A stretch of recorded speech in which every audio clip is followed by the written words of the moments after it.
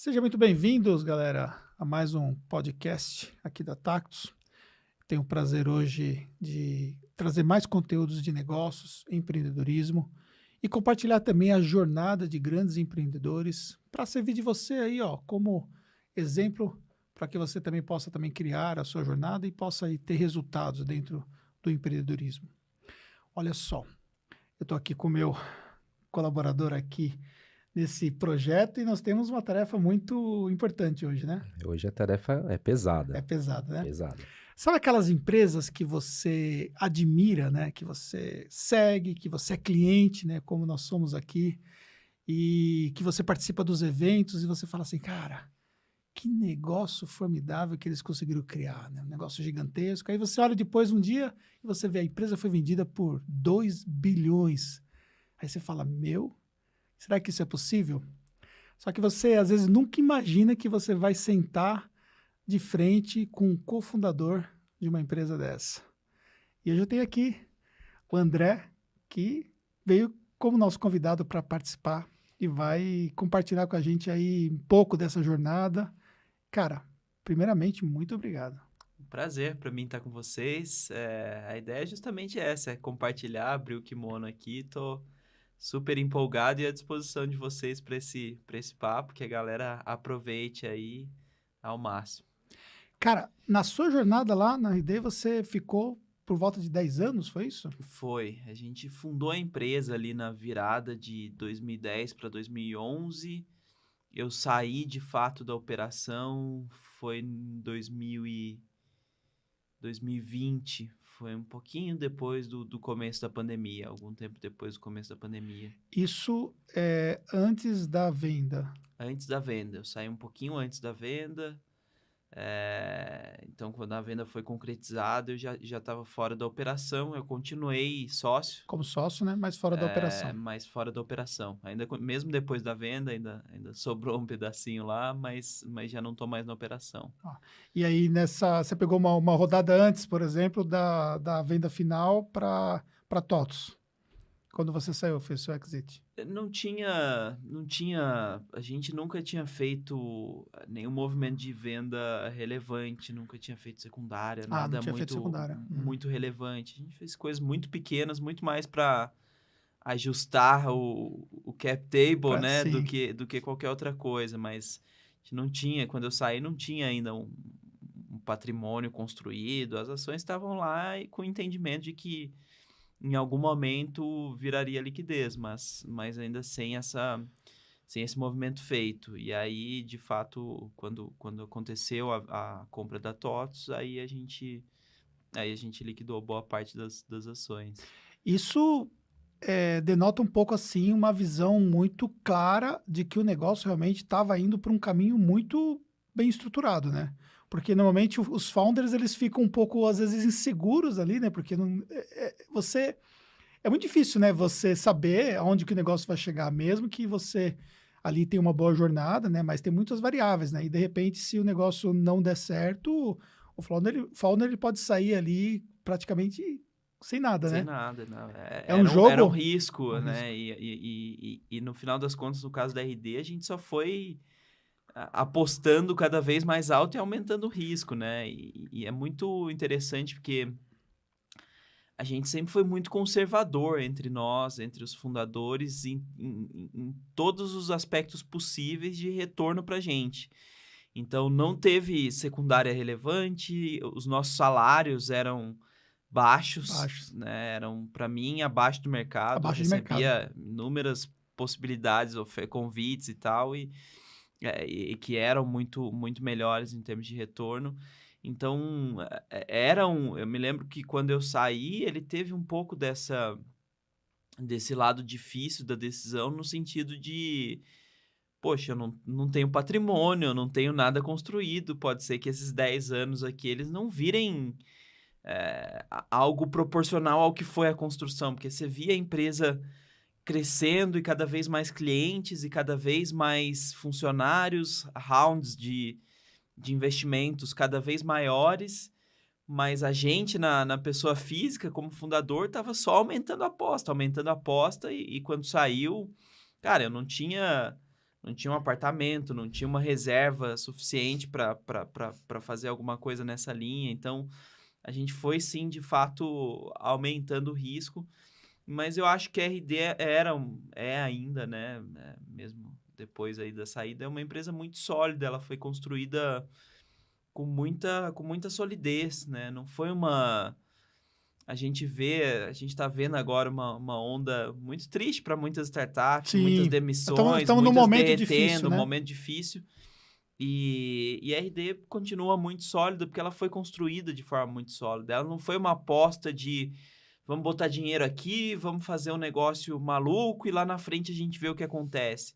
Cara, ela desde o começo, ela tem um produto que a gente olha os números, a conta fecha, a matemática é boa, foi crescendo de forma muito consciente, muito sustentável, com uma matemática que fizesse sentido. Então, isso naturalmente ia levando para o entendimento de que, poxa, não teve ainda uma saída, né? E a gente está procurando crescer e aumentar o impacto, mas que em algum momento vai aparecer. Acho que empresas boas, elas sempre vão ser desejadas, seja para abrir capital, seja para uma aquisição.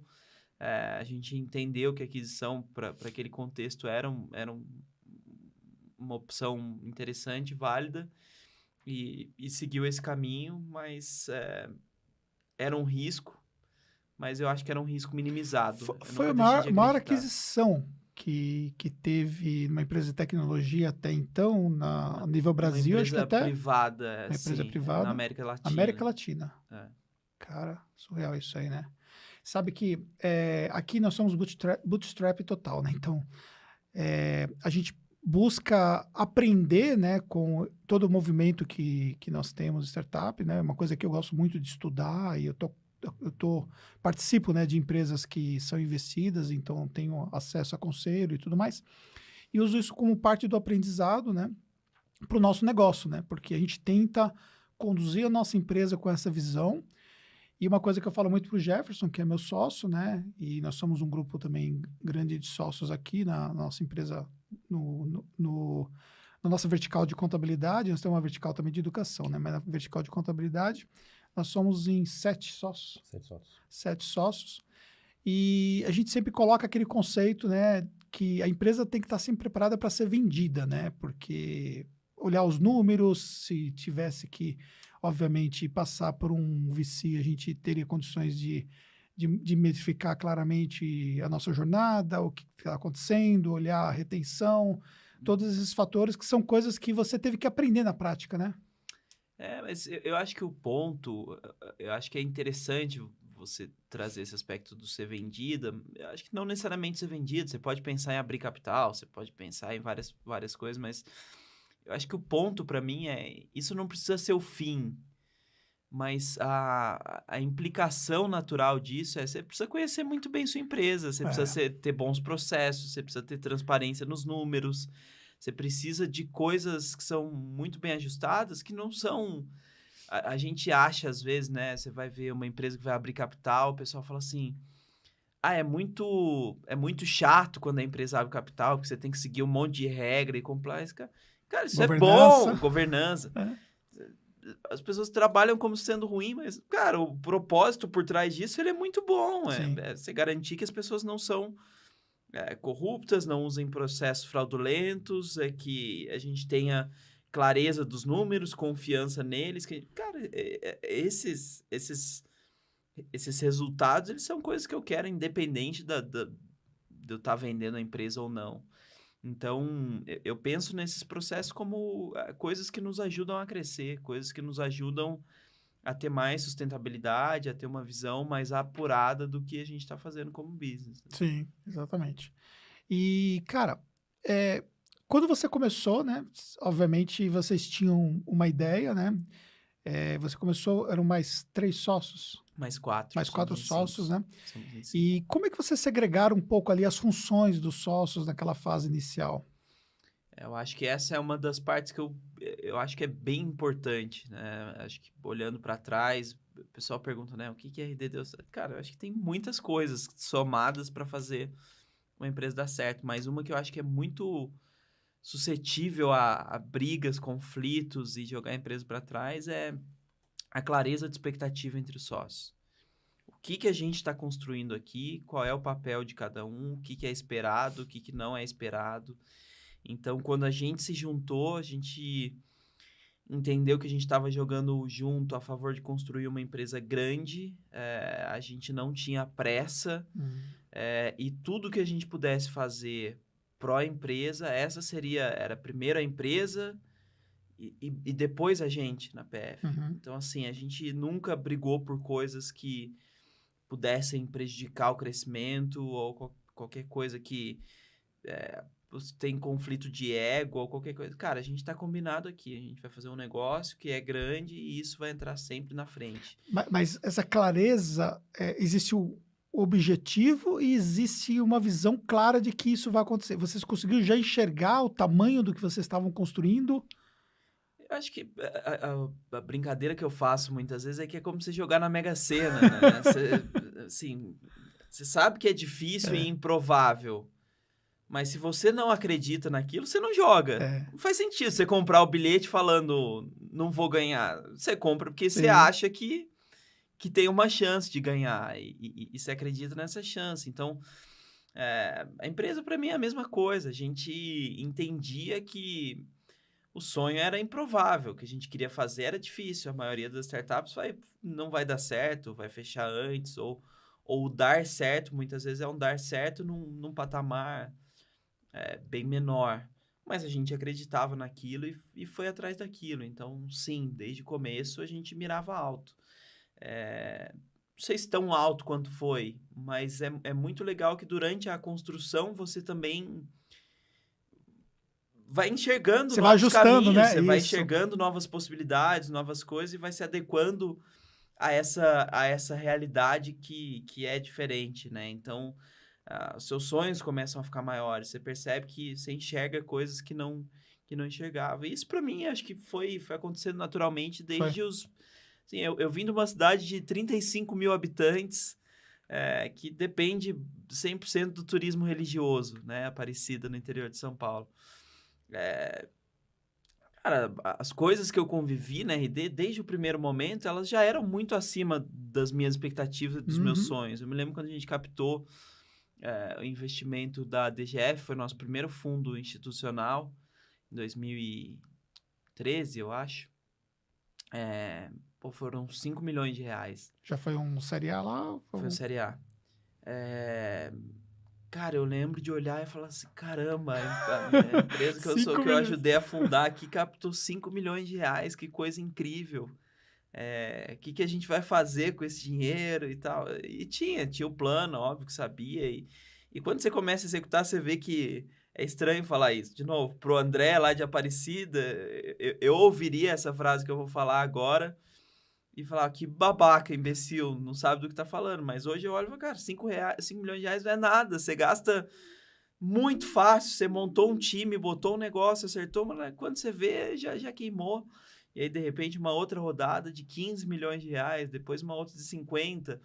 E essas coisas todas que, para mim, eram completamente inimagináveis, você começa a entender que, poxa, isso aqui tá num caminho, dá para fazer mais, dá para buscar mais alto, dá para buscar coisas maiores que isso. A gente tá só começando, então você vai abrindo também aos poucos para entender melhor o que você tem na mão, né? O que dá para fazer com o que a gente tem na mão. E na época você tinha 20 anos. Quando a gente começou a RD, eu tinha 20 para 21. Foi o começo, foi a fundação. Quando eu saí, em 2020, eu tinha 30. Então foram 10 anos aí de Os seus sócios também tinham a mesma idade? Não, eles eram mais velhos. Eu sempre fui o mais novo ali, dentre os 5. O Eric era o mais velho, que tinha 10 a mais. E os outros 3 tinham 5 a mais. Isso para mim foi um misto de sensações muito grande por muito tempo. Porque, de um lado, cara, é maravilhoso você conquistar as coisas cedo, né? Você ter essa coisa de se resolver, de olhar para contextos que estavam muito distantes dos meus amigos, dos meus colegas de faculdade, dos meus colegas de colégio. Então, eu tive que lidar com coisas muito importantes muito cedo, né? Pô, um time grande, um orçamento grande, uma responsabilidade imensa, metas imensas. Tendo que contratar pessoas mais sêniores que Mais você. velho, super. A primeira contratação que eu fiz, eu me lembro que eu tinha 22, ela tinha 36, 37. Pra mim era um pouco estranho, Sim, assim. claro. Eu tinha, puta, eu vou falar alguma coisa, ela vai falar assim, seu merdinha, o que você tá falando? Você não Que tem esse moleque tá você querendo não me tem menor ensinar. noção do que você tá fazendo. E muitas por vezes mais por que eu salário maior do que o seu. maior. O time inteiro. No começo, o time todo tinha um salário maior. Depois, a empresa vai crescendo, se acomoda as funções, mas ainda assim, eu saí da RD com muita gente no meu time com salário acima do meu. Então, tem essa coisa da exposição rápida e te faz crescer, ao mesmo tempo tem uma pressão, tem uma perda ali dentro, muita coisa que talvez eu não tivesse pronto, preparado para lidar, ou que de alguma forma, assim, eu falo assim, os meus 4 sócios, eles são pessoas que eu acho incríveis, fantásticas, excelentes. Aí você pega uma pessoa que já é muito boa, uma pessoa que já é incrível, e você põe ela 5 anos na frente, trabalhando e aprendendo, a outra 10 anos na frente, trabalhando e aprendendo. E eu tinha que estar no mesmo nível desses caras, então, assim, era muito duro, era um trabalho muito pesado, era eu me cobrando o tempo inteiro, era eu falhando em alguns momentos e me doendo por isso, eu abrindo mão de coisas comuns. Por exemplo, eu lembro que eu morava numa casa com amigos lá da época de faculdade. Cara, era ultra comum. Tá rolando uma baita de uma festa na minha casa, com a galera toda lá bebendo e curtindo, e aquela animação toda, e eu fechado no meu quarto com fone de ouvido, trabalhando para entregar. Então, assim, foi muito legal, foi muito bacana, mas também me exigiu muito, foi pesado, né? Foi E, intenso. e por isso que uma jornada de 10 anos para esse nível de entrega e de cobrança, né? Ela é muito extenuante e é difícil de sustentar, né? Sim, Tem total. muitos founders que eles não conseguem manter esse nível, porque você começa. Primeiro é cobrança do início do projeto, do negócio como todo desafio, né? Não tem grana, você tem a ideia e você não sabe como é que vai pagar as contas, depois você vai lá e começa a levantar o dinheiro. Aí você tem todo o estresse de levantar, de buscar o recurso, vender a ideia e tudo mais. Quando entrou o dinheiro, você começa a olhar para a próxima rodada, né? Aham. Que o tempo de pista vai acabando, você precisa levantar. Depois, talvez não fica tão complexo depois que você está no processo de tração ter essa possibilidade de levantar, porque acho que você tem mais visibilidade, né, no meio do mercado de capital. Mas, ao mesmo tempo, também você tem todo o processo de cobrança que você tem que dar, né? A pior Entrega, cobrança né? ela é interna, assim. Eu É. acho que ela é de dentro. Eu me via, assim, acho que para fazer uma analogia simples. Você imagina que você tá lá num revezamento 4x100. Então Aham. você tá correndo lá os 100 metros, fazendo revezamento.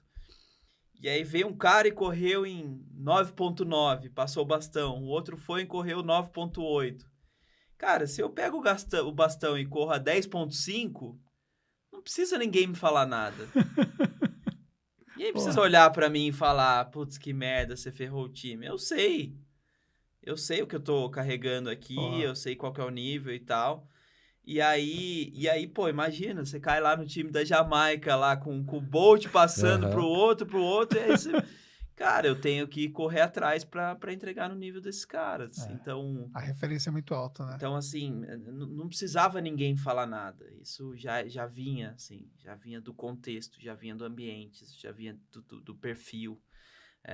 Então, muito do meu movimento mais recente, ele tem a ver com isso, né? De ter saído da operação da RD, de estar mais com palestras, conselhos. Eu acho que eu sinto que eu preciso de um tempo para pegar mais leve comigo, para ser mais tranquilo, para Boa. ser mais calmo, para olhar para coisas que talvez eu tenha olhado pouco nesse período. Então, Eu morava lá em Floripa, eu via minha família, por exemplo, 3, 4 vezes por ano. Cara, hoje eu tô com eles direto, assim, Tá apesar de próximo, tô né? próximo, Sim. a gente faz muita coisa, viaja muito junto. Eu tenho os meus hobbies, minhas coisas também que eu era mais limitado, O hoje que eu que você dou mais curte, tempo. cara? Eu sou maluco em esporte, né? É? Eu amo esporte, eu sou um bom tenista. Eu queria jogar quando era criança, queria jogar profissionalmente, treinava todo dia, aí deixei de lado por muitos anos e hoje voltei a jogar com bastante Show. frequência, 3 vezes por semana, pelo menos. Jogo um futevôlei, então Legal. essas coisas não cabiam muito. Eu fazia questão de ter pelo menos uma vez por semana no tênis, mesmo na época mais pesada, mas hoje em dia eu dou bem mais espaço para isso. Tem uns itens pessoais, eu tive um filho, né? Então, para mim, a coisa mais incrível, transformadora, Demais. a coisa assim, pô, ter feito RD é legal pra caramba, mas ter Sim. feito meu filho é muito É mais muito melhor, legal, é sim. muito mais. É. Eu sinto muito mais orgulhoso dele, do que a gente constrói. Então, curto pra caramba ele, sou super. A gente passa muito tempo junto, gosta de fazer muita coisa junto. Então, essas coisas hoje são coisas que eu me dou mais o direito de aproveitar. Você hoje tá com 32. 32. É. E ainda é jovem, né? Sim, Se sim. fosse começar hoje, você ainda seria jovem, Sim, né, para começar, né? tenho certeza. Acho que tenho lenha para queimar, tem muita Exato. coisa para fazer. E eu acho que, não sei, o pessoal pergunta o que vai ser. Cara, não sei, deixa eu. Mas numa construção hoje da sua própria marca, né, nesse processo que você está, se conectando com empresas, conselhos, palestrante e tudo mais, só isso aí já é uma coisa que te ocupa muito, né, cara? E que me satisfaz muito, mais do que Exatamente, que isso. te Eu me dá sinto uma muito liberdade de feliz, escolha também, né, que isso é muito importante, né? com Você certeza. escolheu estar aqui nesse momento, Com entendeu? Você não está aqui certeza. porque você está obrigado, porque você tem ali uma agenda determinada Sim, para sim, isso, né? Então são sim. coisas, por exemplo, que é muito bacana. E eu adoro, assim, eu me sinto muito realizado quando, pô, eu vou dar uma palestra, as pessoas, pô, me abriu o caminho, obrigado. Esses dias eu fui. Semana passada eu recebi uma homenagem da ABRAD, né, Associação Brasileira de Agências Digitais, e eles falaram muito do impacto do mercado e tal. Foi num evento que falava de marketing digital também. E aí eu saí e algumas pessoas vieram tirar foto comigo e falaram, cara, eu aprendi a minha profissão com você. Devo muito a você, pô, hoje eu tenho. Isso para mim é muito legal, uma coisa que me deixa muito, muito feliz, né? Então, eu falo que hoje minha maior missão, minha maior meta é deixar meu filho orgulhoso de mim. E esse, para mim, é um dos caminhos, né? Eu acho que quando a gente consegue tocar, inspirar ou mesmo ensinar, educar tecnicamente as pessoas, eu acho que a gente consegue multiplicar o impacto e que é uma coisa que me deixa muito feliz. Pode ser que em algum momento dê a coceirinha do empreendedor e dê vontade tocar de novo algum outro negócio, mas eu tô super, super feliz com o que eu tenho feito e me sinto bastante preenchido por isso hoje também. Você acha que o fato de você ter começado a RD com 20 anos e passou 10 anos, você entende que o fato de você ser jovem e ter energia de sobra e talvez mais tempo também, porque hoje você divide o tempo com a família, com o filho, você acha que isso ajudou bastante para que você conseguisse dedicar 150% para o projeto? Eu acho que é um facilitador. Eu acho que você ter a disponibilidade é um facilitador. Mas eu não queria que isso fosse encarado como uma condição, sabe? Eu acho que naturalmente no caminho você vai aprendendo algumas coisas e por exemplo, eu percebo que eu trabalhava muito tempo, mas muitas vezes com um nível de eficiência mais baixo. Porque eu sabia que eu ia ter tempo. Eu sabia, então eu me permitia ter uma conversa um pouquinho mais longa, eu me permitia, pô, dar uma distraída, navegar nas redes sociais no meio. Porque eu sabia que, poxa, se eu precisar ficar até meia-noite, 1, 2, eu fico e não muda nada. Eu acho que hoje, se eu fosse fazer de novo, eu encararia o meu horário, por exemplo, com a minha família, como uma coisa sagrada, o que limitaria o meu tempo, o que colocaria em mim uma pressão muito grande por escolher o que eu vou fazer. Onde que eu tô colocando meu tempo, esse é a maior alavanca possível que eu tenho, e que eu acho que dá para fazer muita coisa legal escolhendo. Acho que hoje eu sinto que eu tenho mais maturidade para fazer essa avaliação. Na época eu não tinha, e eu não fazia essa avaliação. Eu fazia o que desse para fazer, eu fazia o máximo possível. Hoje acho que eu tenho uma cabeça um pouquinho diferente. Mas, de uma certa forma, também, tudo que nós vivenciamos também em relação até a própria digitalização das coisas, nos fez trazer um pouco mais de maturidade em relação ao que fazer com o nosso tempo, né? Porque a gente consegue ser extremamente produtivo hoje. Pega a própria ferramenta da RD, né? O tipo de solução que ela trouxe, que traz produtividade na jornada de um cliente, né? Todas as Uhum. automações, CRM e por aí vai. Nossa, eu adoraria que no começo lá atrás eu tivesse o RD de hoje. Tivesse, exatamente, né? Lá atrás era Então bem, hoje a bem gente mais tem difícil. isso, né? E aí, só que ao mesmo tempo, se a gente não fizer essa escolha, acaba que a gente vai fazendo mais coisas e começa a ficar, de uma certa forma, mais complexo lidar com a vida dessa forma. Porque, por exemplo, 8 horas trabalhadas hoje, comparado com 8 horas do que era no início da sua jornada, é incomparável a produtividade que você tem, né? Mas assim, é muito complexo, né? Porque sim, agora ao mesmo tempo, cara, você pode ter um concorrente que está trabalhando com essa mesma produtividade Pô, por 12, por 14, e se você não isso é fizer, você vai diferencial ficar competitivo, atrás, né? vira... Então, assim, eu acho que a minha cabeça, ela é... Cara, tudo tem um preço e tem uma recompensa. Se eu Uhum. sou muito novo e quero ter uma carreira meteórica, uma grande ascensão, eu não vou conseguir alcançar isso trabalhando 8 horas por dia e falando coisas bonitas sobre equilíbrio de vida. Cara, não existe, não existe milagre. Eu posso ter equilíbrio de vida, eu Sim. posso ter uma vida mais tranquila. Ao mesmo tempo, provavelmente eu não vou ter uma carreira tão meteórica ou não vou estar resolvido em termos de independência financeira aos 30 anos como eu fiquei. Boa. Então, assim, eu acho que tem um preço e um retorno. E muitas vezes é até difícil pesar, né? Difícil... Sim. Pega, por exemplo, a gente descobriu há 3 anos que meu pai estava com câncer. Uhum. E ele tá bem, tá fazendo tratamento, tá ok. Mas, poxa, ainda deu tempo de descobrir, deu tempo de a gente aproveitar e fazer muita coisa junto e se divertir, a gente continua. E ele tá bem, então que a gente ainda tenha muitos outros anos. Se tivesse acontecido alguma coisa com ele enquanto eu tava lá em Floripa, será que eu ia estar falando aqui que valeu a pena ou não? É.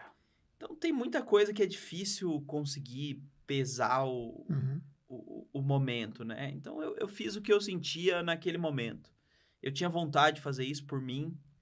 Eu queria me provar, eu queria fazer dar certo, eu queria construir uma coisa legal. Cara, eu corri alguns riscos e eu acreditei naquilo. E felizmente para mim funcionou bem, mas eu fico muito longe de chegar aqui e impor. Você precisa fazer isso, isso e aquilo. Cara, você não precisa nada. Faz o que você tá afim de Isso é fazer muito pessoal, e né? lide também com a consequência disso, né? Sim, Com o impacto dessa escolha. Agora, eu não acredito em milagre. sim. Eu não Boa. acredito em... Você vai ficar rico trabalhando 2 horas por Pois semana. é. Cara, isso... Aí é muito golpe de sorte, é muito Sim. improvável. É jogar na Ó. loteria. Cara, você teve, nas suas skills, teve muito mais voltado à parte de marketing mesmo, né? Isso desde o começo da sua jornada na RD? Desde o começo. Assim, eu me considero... aspectos mais naturais, um vendedor, Boa. né?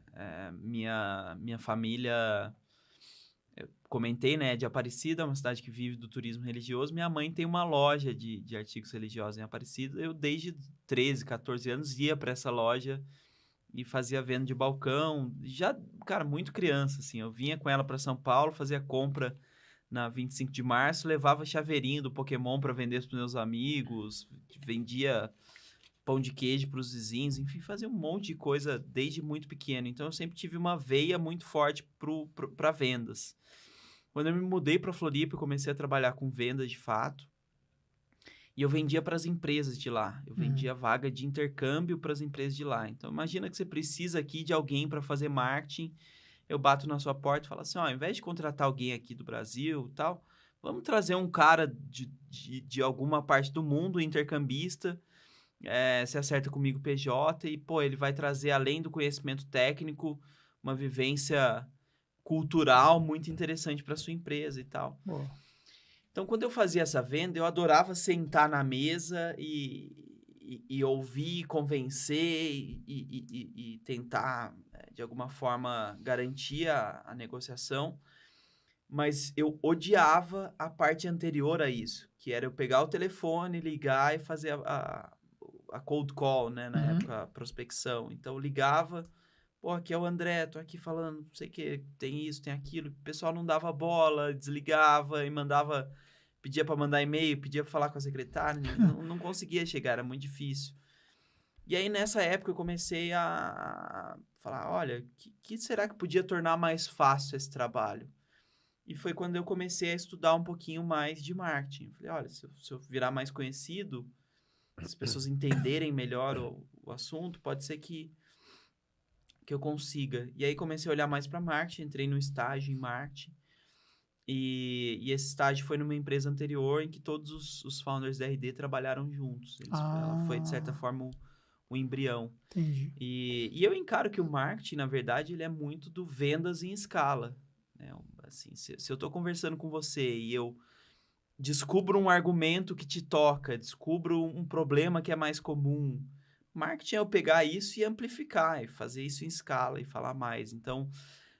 tecnicamente eu estudei muito mais marketing, mas a minha natureza eu me considero um vendedor, me considero de vendas. Boa. E nessa fase inicial, onde vocês começaram ali a buscar um processo de tração e tudo, quais foram as atividades que você viu que fazia sentido naquele momento, que ajudou esse processo inicial, do ponto de vista de estratégia de marketing e tudo mais? Cara, o que eu acho que me ajudou muito, teve duas coisas com o mesmo sentido, tá? Mas o grande ponto para mim, uma das coisas mais importantes que a gente faz no marketing, na aquisição de clientes, é você conhecer muito bem o seu cliente. É você saber quem ele é, que tipo de problema ele tem, que tipo de sonho ele tem, que tipo de coisa vai causar uma reação muito positiva, que tipo de coisa vai causar um afastamento. O que faz o olho brilhar, com quem que ele se informa, onde ele busca mais informações, que caminhos ele passa. Então, esse conhecimento ele é muito importante. E aí teve duas coisas para mim no começo da RD que me ajudaram a ter esse conhecimento. Uma delas era o que a gente vendia, eu era também um excelente cliente para o produto. A gente vendia um software que ajudava na gestão de marketing. Quem comprava normalmente era um empreendedor ou um gerente de marketing de uma pequena e média empresa. Eu era um empreendedor, um gerente de marketing de uma pequena e média empresa querendo crescer. Então, eu sabia muito bem os problemas que eu estava vivendo, as dificuldades, eu acho que esse conhecimento ajudou. E a segunda foi que, antes da gente vender, de fato, a ferramenta de forma aberta e tentar trabalhar a escala dela, a gente colocou isso como a gente começou a vender consultoria e a gente colocou essa visão da consultoria como uma etapa inicial da empresa para que a gente pudesse aprender mais. Então, eu estava lá oferecendo a consultoria, eu conversava com o meu cliente e perguntava para ele, cara, como é que você faz relatório? Que tipo de problemas? Poxa, mas isso aí funciona? Isso aqui não funciona? Então, esse entendimento, ele ajudou a gente a guiar não só o desenvolvimento da ferramenta, porque eu olhava e falava, olha, isso aqui o cliente nem usa, ele não precisa disso. Agora, esse problema ele tem e é super complicado lá, então vamos desenvolver então, você conseguiu isso. Focar para ter ali um MVP mais acertado. Acertado, exato, porque ele foi construído com base no que eu já tinha validado como problema e dor. E, ao mesmo tempo, eu entendi o discurso de marketing, ao mesmo tempo eu entendia por que ele estava falando, o que ele estava falando, qual o problema dói mais, para eu conseguir trabalhar isso. Então, isso foi muito do nosso começo e ajudou demais, né? Então, assim, enquanto a gente fazia essa consultoria, a gente foi desenvolvendo o software e a gente já foi trabalhando marketing mesmo sem ter um produto para vender. Então, criou blog, criou materiais, né? E-books, webinars, a gente já foi construindo audiência. E aí chegou num dia, a gente falou, olha, acho que a versão do software ela já está minimamente ok para a gente lançar. Vamos comunicar isso para a base? E aí a gente já tinha uma audiência que já entendia do assunto, que já estava olhando para aquilo. Eu me lembro que foi coisa assim de 2, 3 meses para a gente bater 100 clientes assinando software. Hoje é um volume irrisório perto da RD, mas para aquele momento era uma super validação. 100 clientes pagando mensalidade. Então, isso veio muito desse começo, de entender o cliente, de conseguir falar a linguagem dele e usar isso no conteúdo para criar audiência. Em termos de produto, para aqueles 100 clientes, você já tinha um produto que já estava acertado para atender aquelas necessidades ou ainda faltava muito? Hoje, se você olhar, você quer dizer que faltava muito. Hoje não tinha quase nada. Tinha um criador de landing pages muito tosco. Muito tosco. Tosco. Não tem o que falar, é tosco. Você entra hoje lá na RD, você arrasta, solta, põe um botão, é super fácil. Aquilo lá era quase que na época era quase que um Google Forms. Escreva aqui o título, escreva aqui o subtítulo, faça o upload de uma imagem e ele ia botar lá qualquer coisa mais ou menos. Então, era um criador de landing page muito tosco, tinha um painel de palavra-chave, tinha um relatório por e-mail, eram umas 3, 4 funções. Nem o e-mail marketing não tinha. Não tinha nem e-mail marketing. Foi um pouquinho depois que a gente começou. E foi muito aos poucos. Então, assim, a gente começou com e-mail, mas não tinha automação. A automação veio depois. Mas aqueles 100 clientes, eles se reterem na base, ficaram? Não, perdeu muita coisa. Tem um outro que... O churn foi... Não, isso foi uma coisa que a gente descobriu depois como empresa, né? A gente conseguia vender e depois olhou e falou, opa, não é só vender, tem que segurar essa galera aqui. Sim. Que é o problema da academia, né? A academia vende um monte de matrícula, a galera vai lá e paga mensalidade... Aí vai 1 dia, 2 dias, 3 dias, de repente não vai mais. E se ela não vai mais, ela vai cancelar. Sim. Então, a gente começou a descobrir, falar, opa, tem mais problema aqui. Mas vocês tinham alguma vivência anterior, assim, de experiência, quer seja de observação de outras empresas no mercado de recorrência, SaaS, ou... A gente foi descobrindo. Né? A gente foi entendendo. Assim, a gente acompanhava muito os grandes players, né? E... Quem você tinha como referência, por exemplo? A Salesforce sempre foi um case que, para quem é de SaaS, chamava muito atenção, né? Então, a gente via que algumas coisas estavam começando a fazer sentido, né? Então, por exemplo, a gente olhava para Salesforce, para os concorrentes gringos e falava, os caras botam um contrato de 1 ano. É uma super barreira de venda, não faz sentido. De repente, a gente começa a olhar e fala assim, poxa, faz sentido. Então, muita coisa a gente acabou chegando em conclusões parecidas, não só porque o outro fez, porque a gente olhou para dentro e falou, olha, a gente está vivenciando esse problema, como é que a gente vai lidar com isso? Essa aqui é um caminho, essa aqui é uma possibilidade. A gente olha para os dados, para os números, né? O cliente que pagou 1 ano antecipado... ele tem muito mais sucesso do que o cliente que pagou 1 mês. Você já olha e fala assim, poxa, tem alguma coisa aqui. Aí você olha e fala assim, dentro da minha base tá assim, deixa eu ver o que os caras lá fora estão fazendo. Não, todo mundo tá exigindo pagamento de 1 ano antecipado. Aí você, então é por isso, então faz sentido. Então você acaba, às vezes, chegando nas mesmas conclusões. Mas quando a gente começou a perceber isso, eu não gosto de ficar... clamando aqui que os pioneiros, os que inventaram, os que trouxeram, eu sei lá, pode ser que tivesse gente no Brasil que tivesse feito ou não, mas quando a gente começou a falar de Customer Success, montar time de Customer Success e pensar no atendimento proativo, pensando em taxa de cancelamento, eu não ouvia falar disso aqui. Não era um assunto aqui no Brasil. A gente começou a olhar para isso olhando para os players de fora. Sim. E quando vocês começaram a utilizar o CS, vocês já utilizavam para fazer o onboard desse cliente, nessa fase inicial e tudo mais? Sim, sim. A gente começou. Era fácil olhar para os dados, né? E aí a gente via que às vezes tem cliente que aparentemente tem maturidade, tinha, mas ele entrava e ele não sabia o que fazer. E aí ele cancelava. Aí você comparava com os que entraram com uma consultoriazinha e os que entraram com apoio, eles eram bem melhores. Então, a gente falava, olha, a gente vai ter que forçar isso aqui. A consultoria virou obrigatória, o onboarding virou obrigatório. E tinha um monte de gente que falava, ah, não, mas puxa, eu já sei.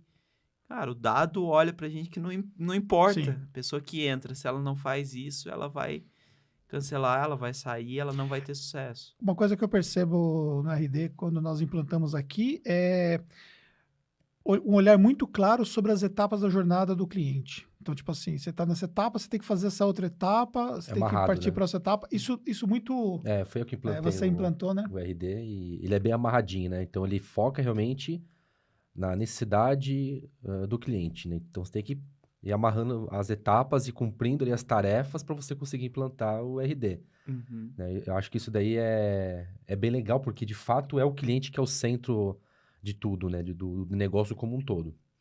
E também no processo de retenção isso é essencial, né? É Porque se ele não cumprir fundamental. etapas, né? Assim, no final das contas, existe um viés que para o cliente é muito positivo, que é uma empresa SaaS, ela só sobrevive, cresce e faz sentido se o cliente for bem sucedido usando o produto. Uhum. Então, eu como empresa, eu como fornecedor de software, eu tenho uma preocupação imensa em fazer com que o meu cliente tenha sucesso, em que ele dê certo. E aí a gente olha pro histórico e a gente tem, cara, 40 mil clientes. Eu consigo olhar e falar, olha, clientes que procuram a mesma coisa que você, quando eles fazem isso, isso e isso, dá certo. Quando eles fazem isso, isso não dá certo. Vamos trabalhar junto esse caminho aqui? Vamos construir junto essa etapa, esse passo? E aí, cara, você fez, seguiu, implementou. Você começa a ver que tá dando resultado. Tem por que você sair ou cancelar. Você entrou com um objetivo seu. Então, entender quais são os diferentes objetivos que um cliente pode ter, quais são os caminhos mais propensos para funcionar e oferecer, trazer isso como caminho e garantir que o cliente implemente e faça dar certo, é bom para todo mundo no final das contas. Né? Legal. E voltando um pouquinho lá atrás, quando vocês começaram, acho que uma das dificuldades que quando vai empreender com mais sócios é saber o que cada um vai fazer. Como é que vocês conseguiram organizar ali as tarefas para que um ajudasse o outro e não tivesse conflito? Acho que a gente olhou um pouco para algumas aptidões naturais, histórico natural. Então, uma das decisões mais importantes, ao meu ver, é que o Eric, que é o CEO da RD ainda, né? Ele era o sócio não era majoritário em termos de ação, mas ele era o que tinha maior participação.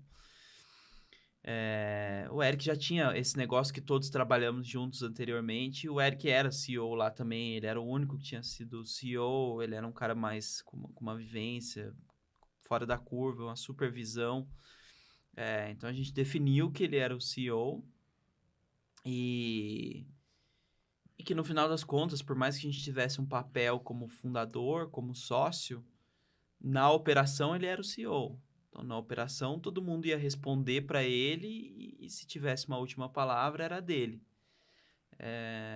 Então, assim, se deu alguma coisa que todo mundo está muito contra, é uma decisão de sócios, e aí a gente pensa numa assembleia, beleza, mas tocando o dia a dia, ele é o CEO, a gente responde para ele.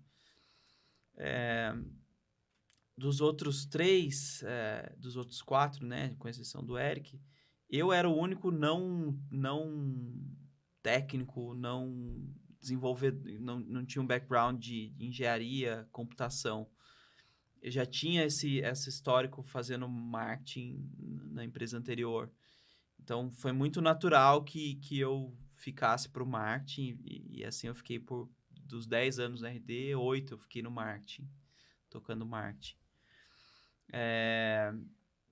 Um deles virou líder de desenvolvimento.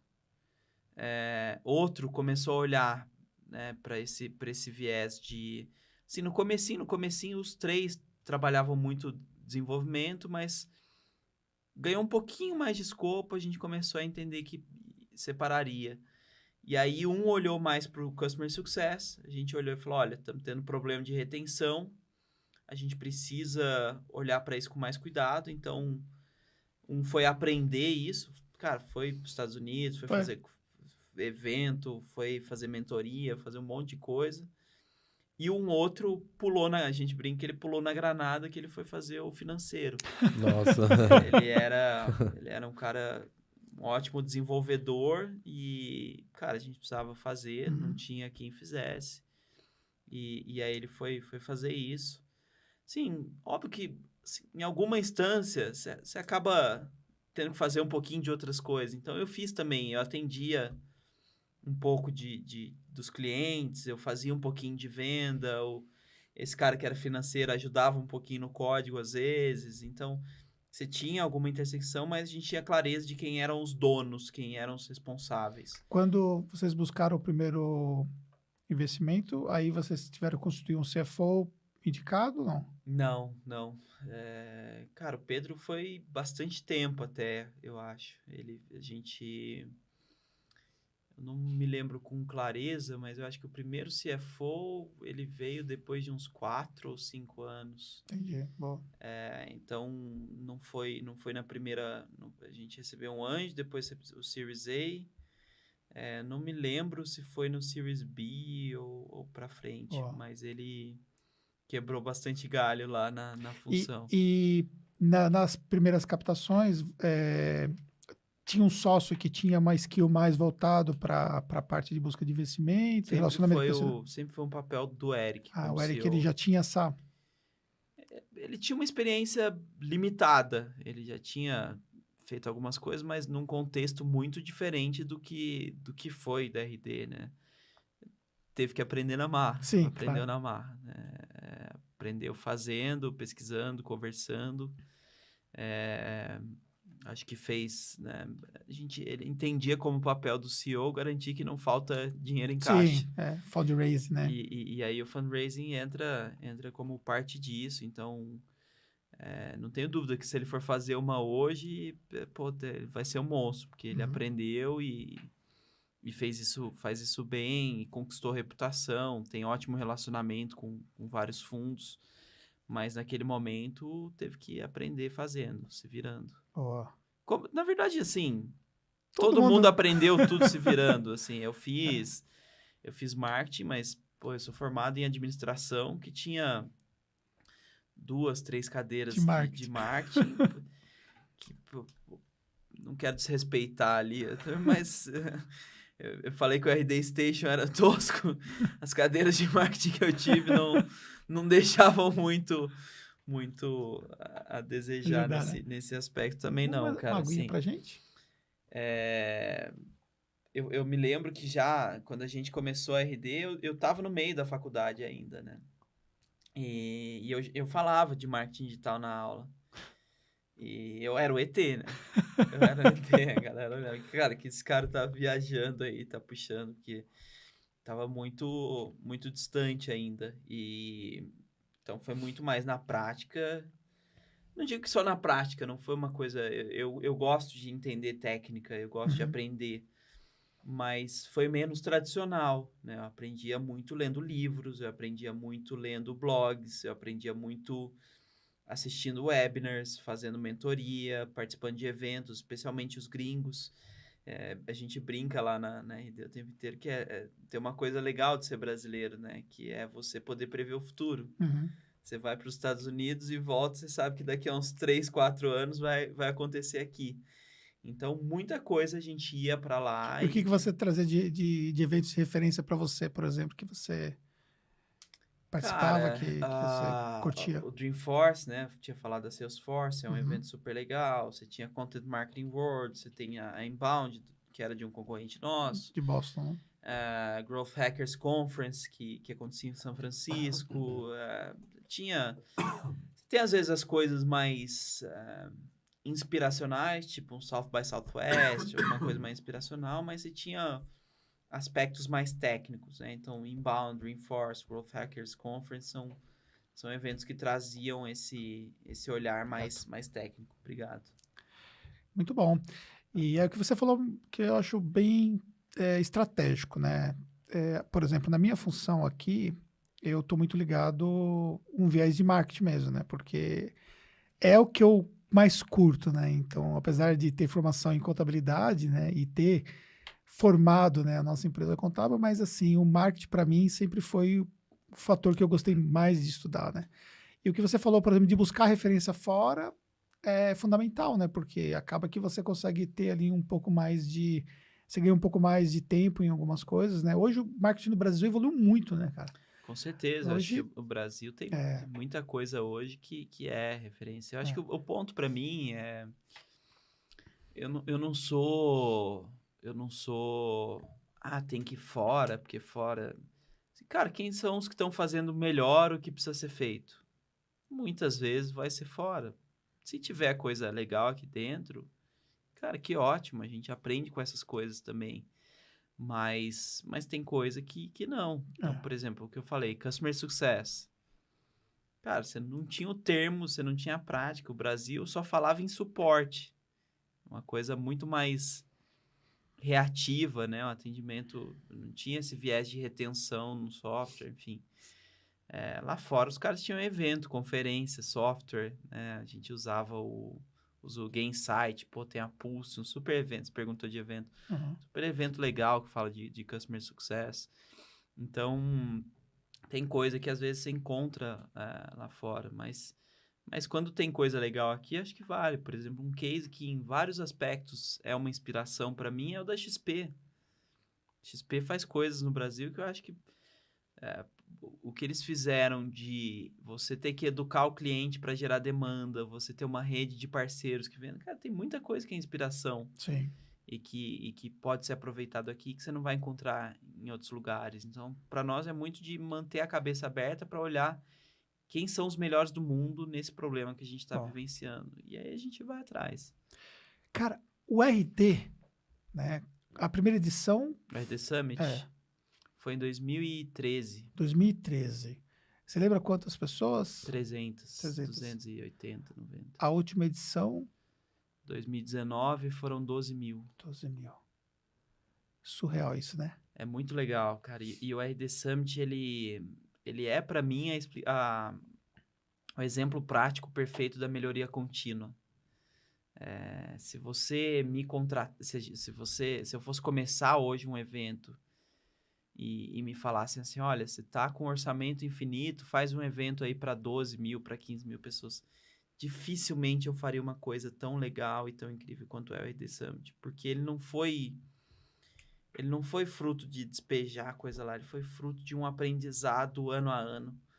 Assim, a gente fez o primeiro ano, 2013, aí teve gente que falou, olha, amanhã foi muito legal, porque era do meu nível, iniciante, à tarde eu não entendi nada.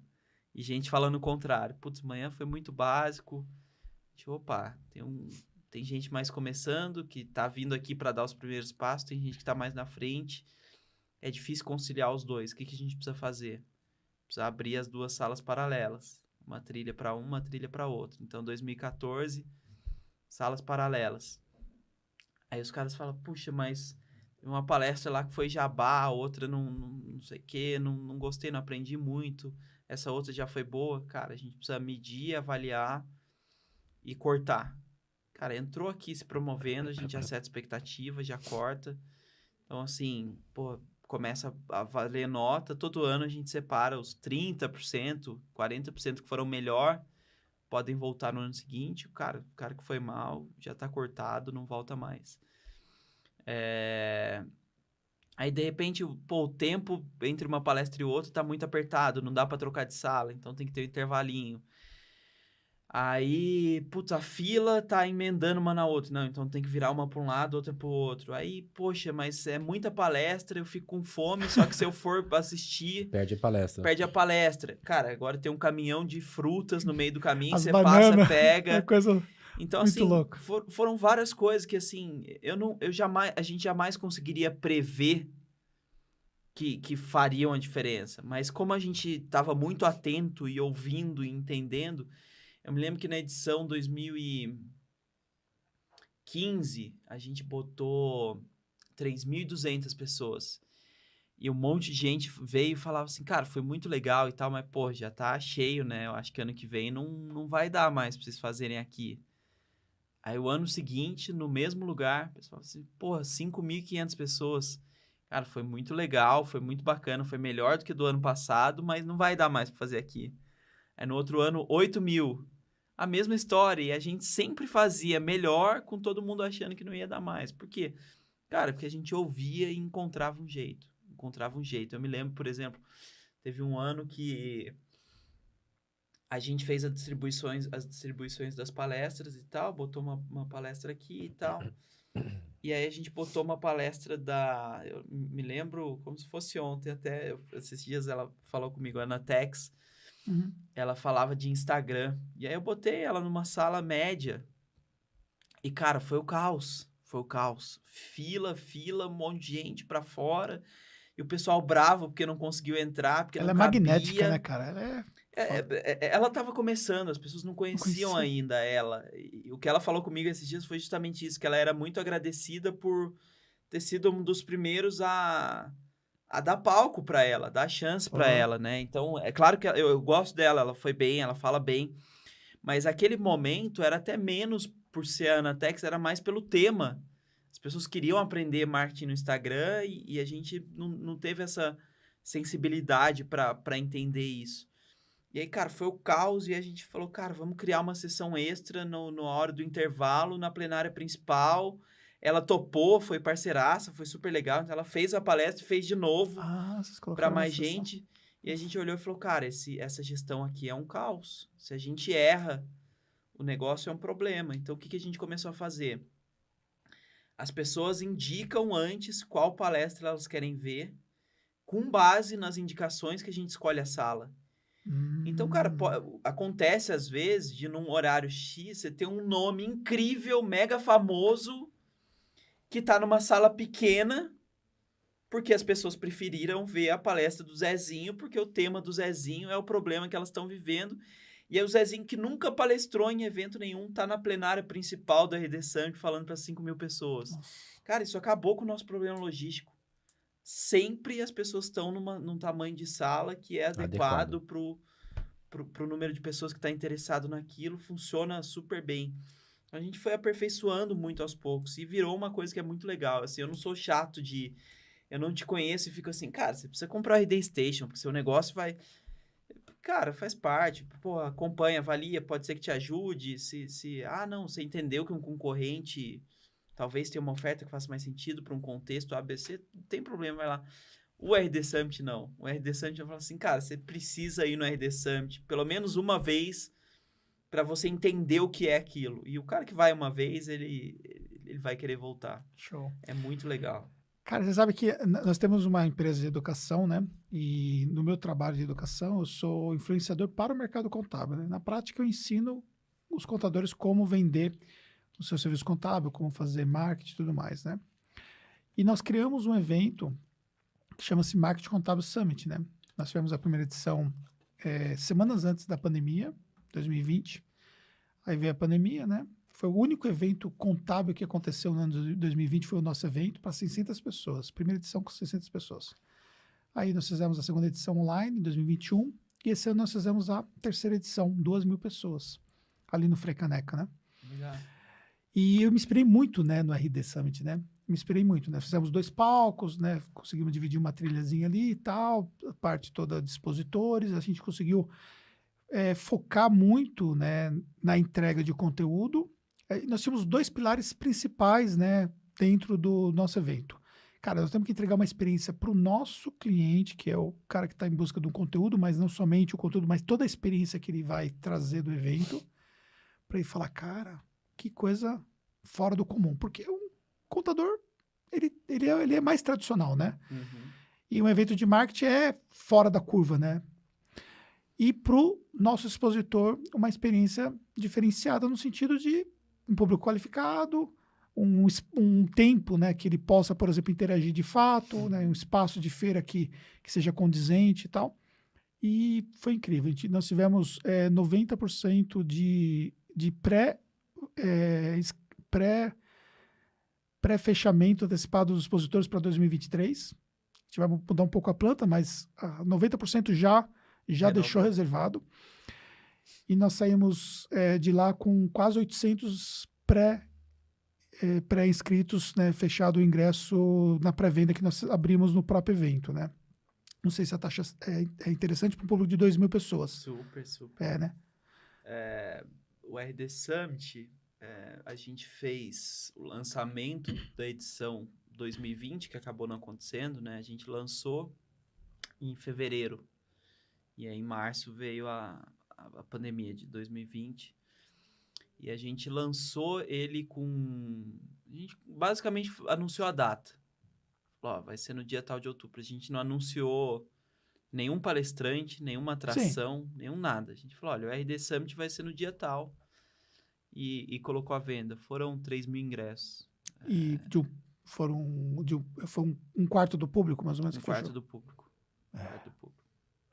Isso, um preço convidativo, razoável. Claro, lógico. Não era barato. Preço... Não me lembro se era R$1.000 o ingresso ou qualquer coisa assim. Mas o RD Summit ele tem um agravante, né? É um ponto forte e um ponto fraco ao mesmo tempo. Que ele é em Floripa. Isso é uma coisa que eu percebi. Parece que Floripa ficou pequeno pro RD Summit, né? Então, é um ponto forte porque é um lugar bonito, legal. É a nossa casa. Então, ele cria uma energia diferente. Eu acho que tem uma coisa que é muito legal, que as pessoas, quando estão lá, elas têm que estar lá. Tipo, aqui, às vezes, rola um evento...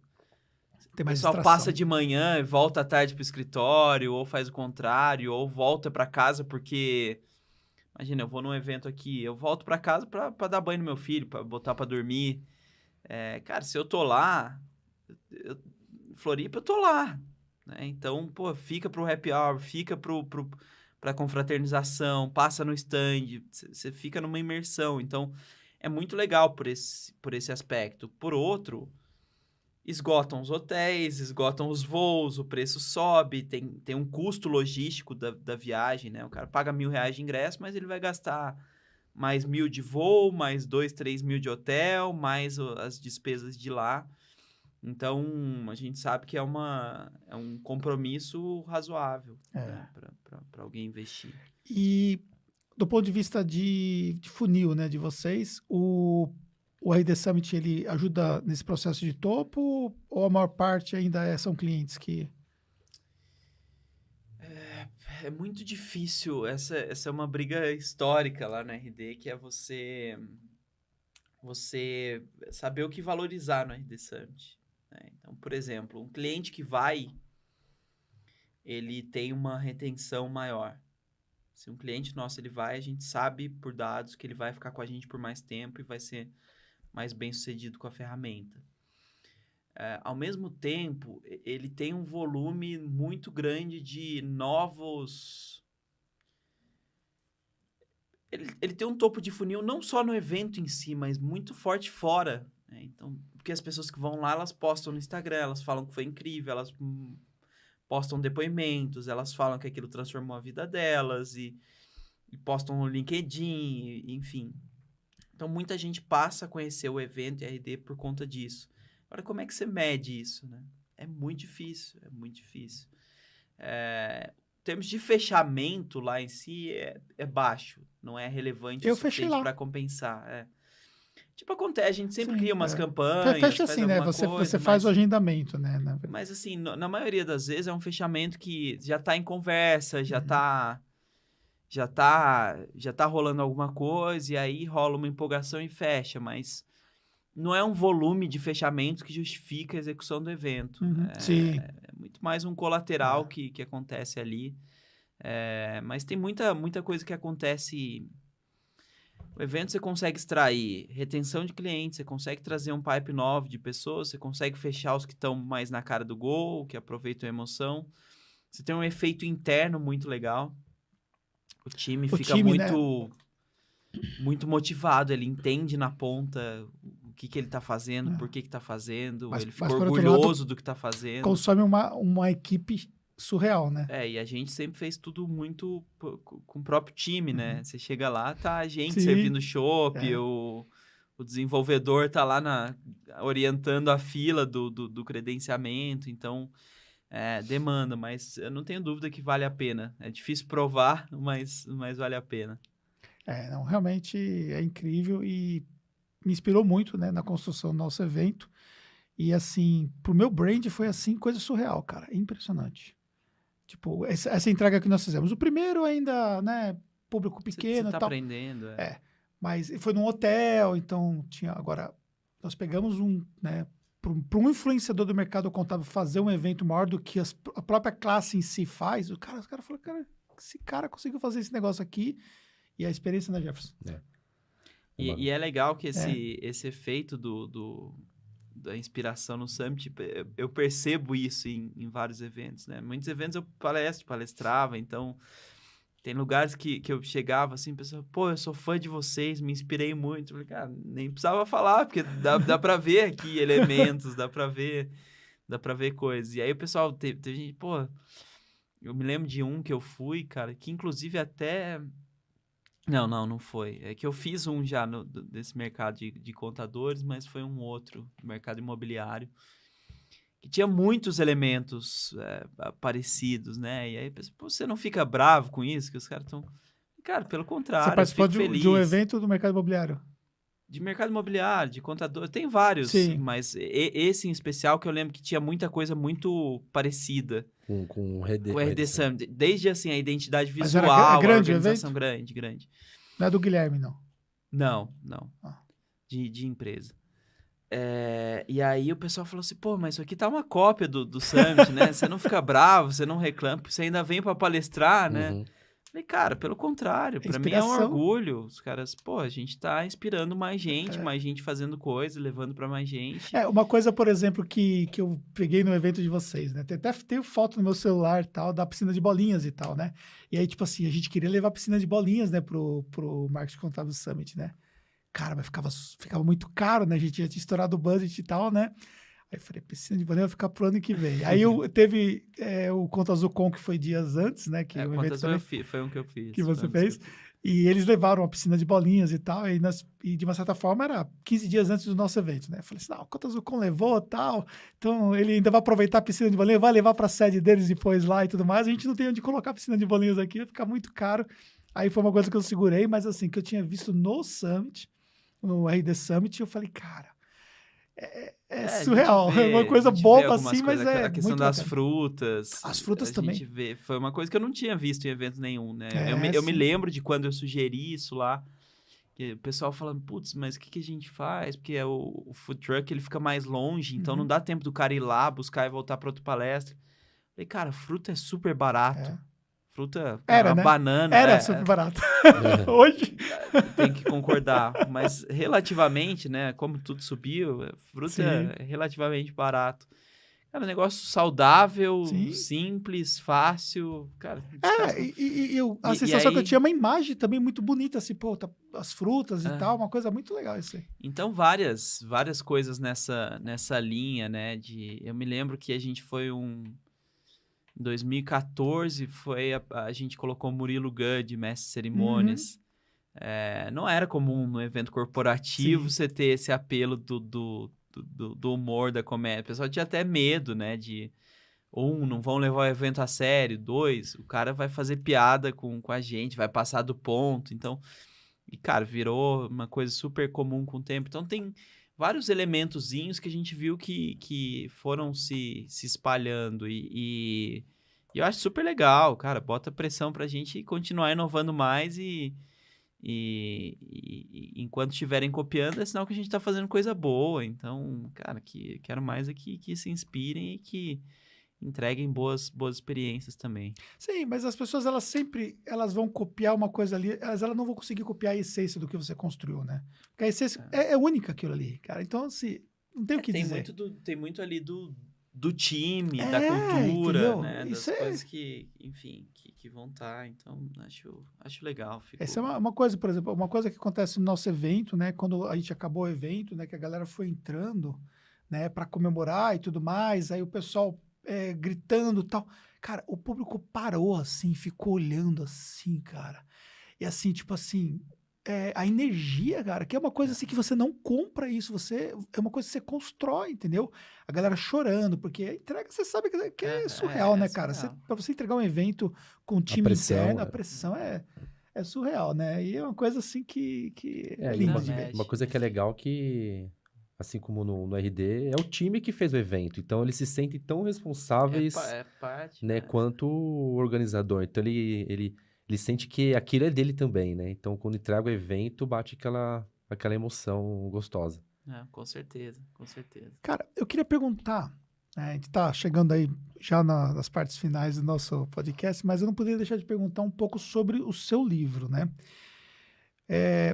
O, o conceito de máquina de vendas, né, de máquina de aquisição de clientes, né, que você traz para dentro do livro e você traz ali dicas práticas sobre essa construção e tal. Bem, uma empresa que vai começar no mercado de recorrência, ou o nosso mercado também, que é um mercado de recorrência aqui, que está construindo um negócio nessa linha e que tem que olhar fortemente para LTV, tem que olhar fortemente CAC versus LTV e tudo mais, o quanto essa construção dessa máquina ela é essencial. Ela ajuda, de fato, esse processo de tração, olhando para uma jornada de longo prazo. Explica um pouco sobre o conceito do livro que você trouxe, cara. O livro, para mim, ele foi uma forma de consolidar aprendizados, dúvidas que o tempo todo eu recebo. É muito comum, pessoal, pô, tô começando aqui a investir, o que eu faço? Por onde que eu começo? Então, eu queria ter uma coisa para indicar como resposta, e hoje eu indico o livro. E eu acho que eu explico alguns aspectos da base que tem a ver com LTV, com CAC, e que eu acho que nesse contexto, sim, ele é importante, mas eu acho que vale para todo mundo. Eu acho que todo negócio, independente dele ser transacional e tal, ele precisa pensar no negócio dele como um negócio que depende da aquisição de clientes. E aí o conceito de máquina que a gente traz ali é você enxergar a aquisição de clientes como um processo que tem previsibilidade, que tem que ser lucrativo, que tem que me permitir escalar, que me permite crescer. Então, a gente vem de um contexto em que muitas vezes a gente espera que o cliente venha. A gente espera que o cliente venha pelo boca a boca, ou a gente espera que o cliente veio por uma ação XYZ que eu fiz, sem ter métrica, sem ter análise, sem ter processo, sem entender como isso se casa com a forma como o cliente compra.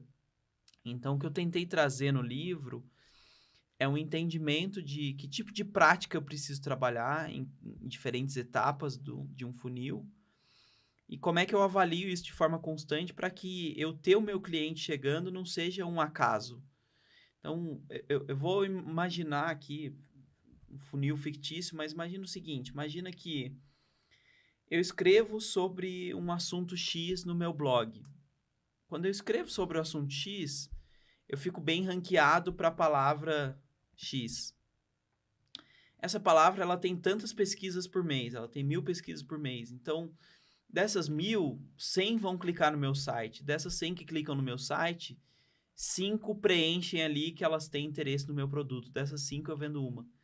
Você percebe que isso é um ciclo? No mês que vem vai cair de novo gente nesse assunto, e de novo, e de novo, e de novo.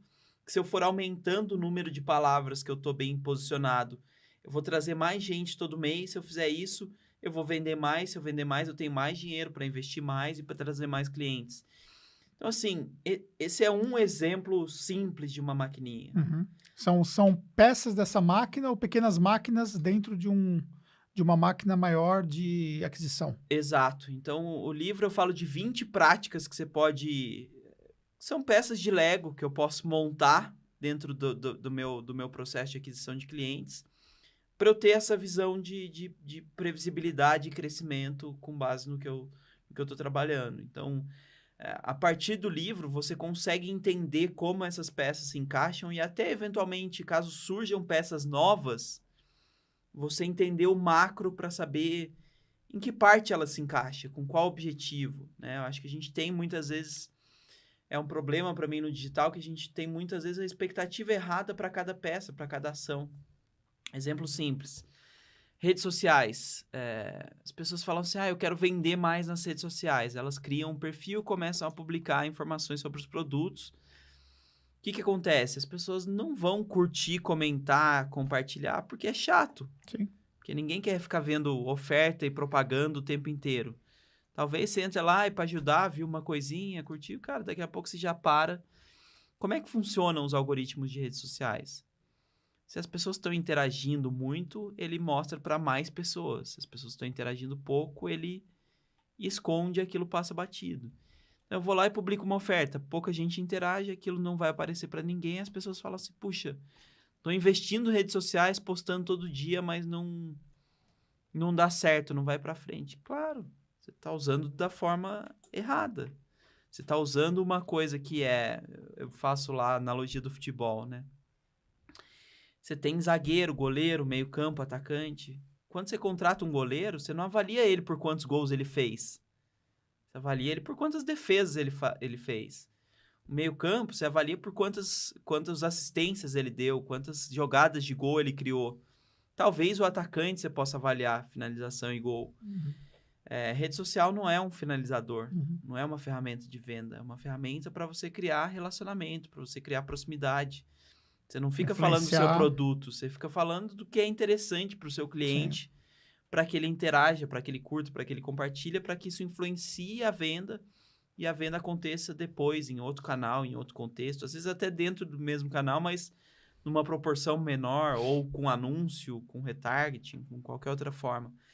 Então, o livro ele traz muito essa visão de você conseguir entender quais são as práticas que você tem disponíveis e como eu coloco uma prática para funcionar na melhor aptidão natural dela.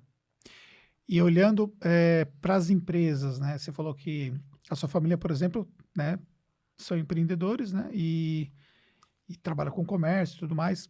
Você vê que ainda tem muita coisa do digital que a galera pode desenvolver para poder alavancar negócios locais, inclusive?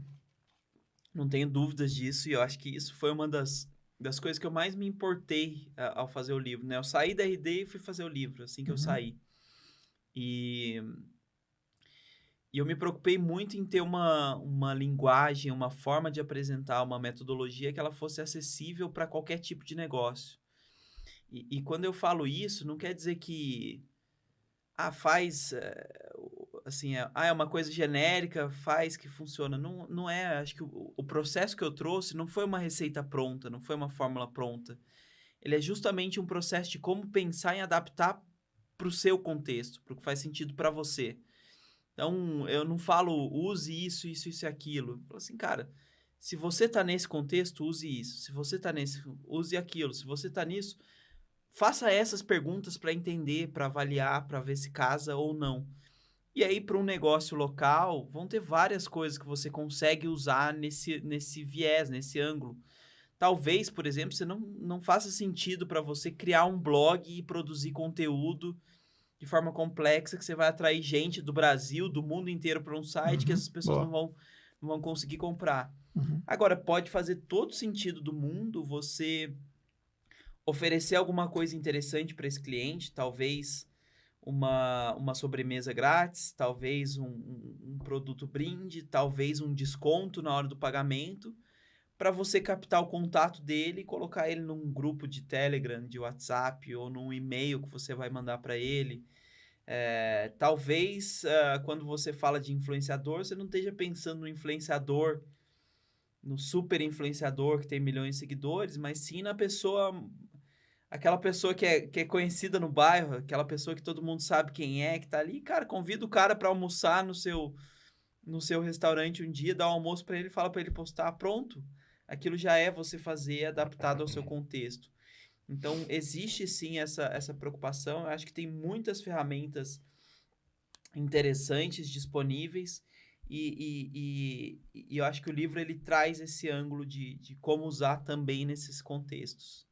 Ó, Perfeito. E a gente já está quase chegando na hora de encerrar. E eu queria fazer uma pergunta que acho que faz muito sentido, principalmente para quem está começando. O que o André de hoje falaria para o André lá de trás, com 20 anos, quando ele estava começando? Tem muita coisa, tem muita coisa que seria legal eu saber, mas vou falar de algumas, tá? Uma delas, joga em cima do que você é bom. A gente tem... eu me lembro, cara, de fazer processo de feedback, anotava as coisas que eu era ruim, eu ia... Deixa eu ver o que eu posso fazer para melhorar, como é que eu estudo, como é que eu...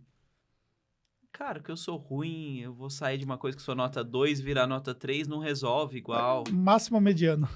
E por outro lado, tem coisas que eu faço bem pra caramba e que se eu potencializar em cima delas, cara, dá pra fazer muito mais estrago. Então, as pessoas que a gente gosta e admira, elas não são nota 8 em tudo. Elas são nota 10 em algumas e nota 3 nas outras. Pode pensar, seus pais, os seus... Até no mundo de negócios, cara, sei lá, a gente tem... Um monte de gente tem idolatria pelo Steve Jobs. Steve Jobs era reconhecidamente um babaca com as pessoas. Tem inúmeros relatos de gente que falava do quanto era difícil lidar com ele de várias formas diferentes. O cara tinha uma visão completamente fora da curva, era nisso que ele se apoiou para ser quem ele era. Então, acho que esse para mim é um conselho válido. E uma coisa que o tempo me mostrou é que a consistência ela é mais importante do que qualquer outra coisa. Então, eu não procuro segredo, eu não procuro fórmula mágica, eu não acredito que vai ter um curso que vai mudar tudo, eu não acredito que tem um livro que vai mostrar todos os caminhos. Eu acho que o que vai resolver e vai mudar tudo são eu ler meus 12 livros no ano, por 5 anos, e pegar um pouquinho desse aqui, um pouquinho daquele ali, um pouquinho daquele ali, e, cara, quando você junta isso tudo e constrói, lá na frente vai fazer diferença, né? Não foi uma ação de marketing que fez a RD dar certo, foram várias coisinhas que a gente fez e aprendia, e errava e melhorava, e aprendia, errava e melhorava, e repetia, e repetia, e repetia. E aí, quando você vê, foi. O pessoal pergunta assim, tem um momento da virada, tem uma hora, o que foi o momento chave e tal. E eu falo assim, cara, eu hoje tenho um filho, antes podia falar da minha irmã, né? Eu vi minha irmã crescendo, e aí tinha vários momentos que os parentes de fora vinham e falavam assim, nossa, como cresceu! E eu não tinha essa sensação. Porque eu tava vendo crescer todo dia, e o crescer é um pouquinho por dia, né? Quando você tá distante, talvez você tenha essa sensação. Mas quando você tá próximo, não foi um dia ela foi dormir com 1,20 m e acordou no outro com 1,5 m. Não, cara. Dormiu alguns dias com 1,20 m, depois com 21, depois com 22, e aos pouquinhos foi crescendo. Cara, a empresa e a carreira para mim é a mesma coisa. Não tem um momento que virou tudo. Você talvez tenha momentos que você perceba, né? Quando eu olhei que ela fez 18 e tirou carta, eu falei assim, nossa, olha como cresceu, olha como tá grande. Mas não foi um dia, não foi aquele dia. Aquilo foi só uma ilustração, foi só um exemplo. Então, tem vários momentos que eu olho e falo, puxa, olha que legal, a gente pegou um escritório só pra gente, um prédio inteiro só pra gente. Olha que legal, captamos investimento. Olha que legal, fomos vendidos por um valor. Mas isso é só a consequência. O que estava acontecendo mesmo estava acontecendo no dia a dia. Não teve um dia que a gente chegou lá e falou, olha, agora o caminho, o segredo é esse aqui, está resolvido. E dali para frente começou a crescer 500% ao dia. Cara, não existe. E as pessoas buscam muito esse segredo, né? O tempo inteiro. O tempo todo, né? As pessoas querem um atalho, né? Que é o que vai mudar a vida delas, quando na verdade... É muito instintivo, né? É muito natural. Eu tava falando dos hobbies, né? Dos hábitos, dos que eu citei, o mais recente para mim é o futevôlei. Uhum. Cara, é horrível você começar uma coisa nova. Você se sente um imbecil, um idiota. O futebol, ele tem um movimento da peitada, que Aham. você bate com o peito pra bola subir, pra você levantar. E, cara, eu dou a peitada, a bola morre, né? A bola não sobe. E aí dá essa sensação. Fala assim, cara, tem algum segredo pra fazer isso que eu não descobri ainda. Você não descobriu ainda mesmo? Não descobri ainda. Minha peitada é horrorosa. Algumas coisas eu já tô fazendo bem. A minha chapinha é boa, minha cabeça, meu ombrinho vai ok, mas a peitada eu ainda sou ruim. Entendi. Mas eu já entendo, cara, Já que conseguiu fazer uma peitada passar pro outro lado? Já? é que não é comum, né? Não é, não é um como movimento. passar. Ela é comum, assim. Eu faço bem a peitada quando eu recebo. Aham. Então, se o cara sacou, se o cara atacou e ela vem com força, eu recebo e passo pro meu Boa. parceiro a Aham. primeira bola. Mas a difícil, é que eu não aprendi ainda, é a segunda bola. Ah, Que é que seu parceiro defende e você usa ela pra levantar pro seu parceiro atacar. Então, essa bola eu não faço. Quando você vai atacar, aí você não ataca de peito. Ou você vai de Entendi. cabeça, ou se ela baixar, você abaixa entendi. com o pé. Então, eu não aprendi, continuo ruim. Mas eu não tenho...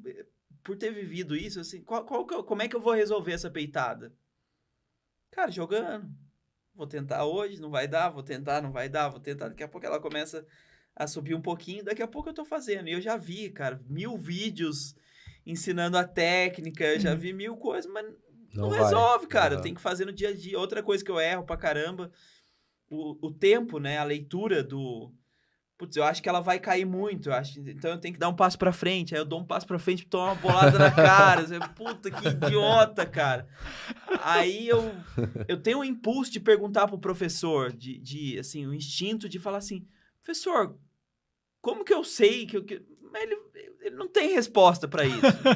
Como que você sabe? Cara, joga todo dia, toda semana, Que você vai que aprender. daqui a um ano, 2 anos, você vai estar fazendo isso perfeitamente bem. E eu sei disso por quê? Cara, porque eu fiz os outros esportes, porque no tênis foi assim, porque nos negócios foi assim, porque sendo pai tem sido assim. Cara, você começa errando e fazendo merda e apanhando, mas com o tempo, se você tá ali todo dia, se você tá ali, cara, você vai aprender, você vai entender. Boa. Cara, que papo, né, Jefferson? Nossa, demais. Eu sempre recebi os e-mails da RD e estava assinado pelo André Siqueira, falando, caramba, esse cara... E hoje estamos aqui, conversando com ele. Cara, assim, quero agradecer muito a sua participação, cara, porque admiração, né? Não só pelo seu trabalho, mas pelo todo o trabalho de todos vocês, né? E por tudo que vocês construíram. E agora, tendo o privilégio aí de a gente conversar, né? Criar uma admiração pessoal ainda maior, né? Vou ler o livro, né? Não tive a oportunidade de ler o livro, mas vou ler o livro. E também queria que você deixasse, né, um pouco seus contatos, onde que as pessoas podem Claro. falar contigo. Depois Né? que você lê, me conta o que achou. Foi feito Pode com deixar. muito carinho. Apesar que você já tá mais avançado, ele é mais pensado pra base ali, pro começo, mas uma coisinha ou outra Sim, dá sempre. pra pegar sempre.